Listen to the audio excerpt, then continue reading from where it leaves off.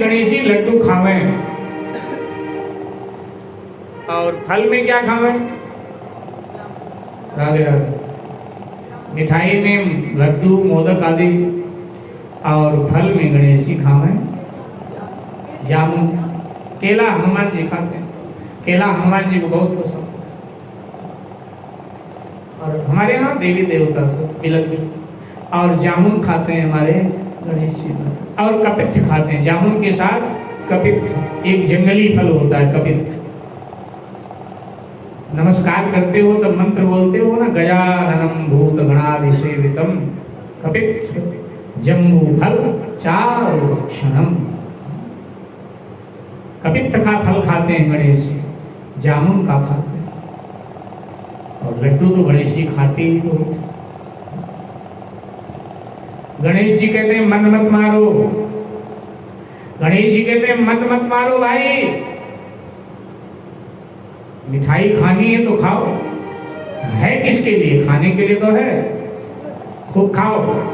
गणेश जी कहते हैं मैं बहुत खाता हूं मीठा, लेकिन गणेश जी कहते हैं मिठाई खाने के बाद में जामुन भी खाओ, कपित्थ भी खाओ, तो फिर मिठाई खाने से कोई दुर्घटना नहीं होने वाली जीवन में। अन्यथा केवल मिठाई ही खाते रहे तो फिर शुगर हो सकता है, फिर बाद में आप जामुन का जूस पियोगे, जामुन का सिरका खाओगे, जामुन का फल खाओगे जो चिकित्सक बताएगा। इसलिए पहले से ही जामुन खाते रहो, कपित्थ खाते रहो। ये शुगर नाशक है दोनों फल, जामुन भी और कपित्थ भी, ये दोनों फल शुगर नाशक है। आयुर्वेद में इनका बड़ा प्रयोग होता है शुगर की दवा के रूप में, जामुन का भी और कपित्थ का भी। हमारे यहाँ देवी देवता जो आहार लेते हैं, जो उनको पूजन में अर्पित किया जाता है ना, उसके पीछे पूरा का पूरा विज्ञान है। वो हमारे जानकारी में नहीं है, वो अलग बात है, लेकिन पूरा का पूरा विज्ञान है। तो गणेश जी लड्डू खाते हैं, साथ में जामुन खाते हैं और कपित्थ खाते हैं। लेकिन हम लोग पूजा में क्या करते हैं? शंकर जी को धतूरा चढ़ाया तो गणेश जी को भी धतूरा ही चढ़ाए देते हैं। गणेश जी भी सर पीटते हैं शंकर जी के आगे कि तुम्हारे भगत निराले हैं, तुम्हारे चक्कर में हमको भी धतूरा चढ़ाए गए। अब हम धतूरा वाले थोड़ा हैं, हम तो मोदक खाते हैं और हम तो कपित्थ खाते हैं, हम तो जामुन खाते हैं। तो ये सब गणेश जी को अर्पित किया जाता है। लड्डू, कपित्थ, जामुन, दुर्वा,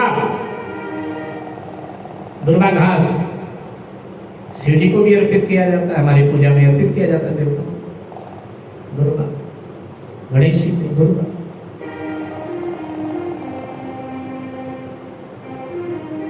एक किसान सज्जन कहने लगे कि हम तो दुर्वा बैल को, घोड़े को खिलाएं, तुम लोग देवताओं को चढ़वाओ। ये क्या मतलब? दुर्वा क्यों चढ़ाओ? देखो, दुर्वा घास सदा हरी भरी रहती है, हर मौसम में दुर्वा आपको मिलेगी। बाकी घासें तो एक विशेष मौसम में मिलते हैं और मौसम बदला वो घासें नष्ट हो जाते हैं, नहीं मिलती। लेकिन दुर्वा आपको 12 महीने मिलेगी एक बार, और दुर्वा घास हमेशा आपको हरी भरी मिलेगी। 2 बात। तीसरी बात, दुर्वा की जड़ें बड़ी गहराई में होती, दुर्वा कभी नष्ट नहीं होती। किसान लोग कई बार खेतों में दुर्वा हो जाए तो गहराई से खोद के निकाल देते हैं, लेकिन कुछ दिन के बाद देखते हैं वो फिर तैयार खड़ी। अच्छा, दुर्वा घास जहाँ बहुत उगी हो वहां आप पेट्रोल डाल करके आग लगा दो। मैं कह नहीं रहा, एक उदाहरण दे रहा हूँ केवल समझने के लिए प्रसंग। ये नहीं कह रहा हूँ कि आप जाओ और आग लगाओ, ऐसा मैं नहीं कह रहा हूँ। हरियाली नष्ट नहीं करनी चाहिए। तो आप देखोगे कि उस समय तो दुर्वा जल जाए, लेकिन 6 महीने के बाद उसी जगह देखोगे फिर हरी भरी दुर्वा खड़ी। माने दुर्वा की जो जड़ है वो कभी नष्ट नहीं होती है।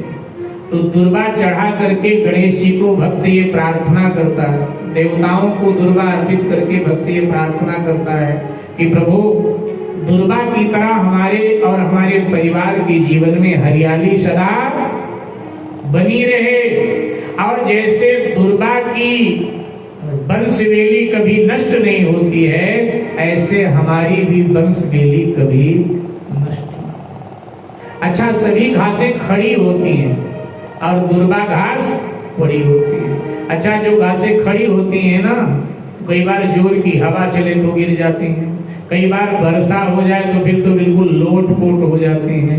लेकिन दुर्वा चूंकि प्रारंभ से ही पड़ी हुई है, इसलिए दुर्वा के लिए कोई खतरा नहीं।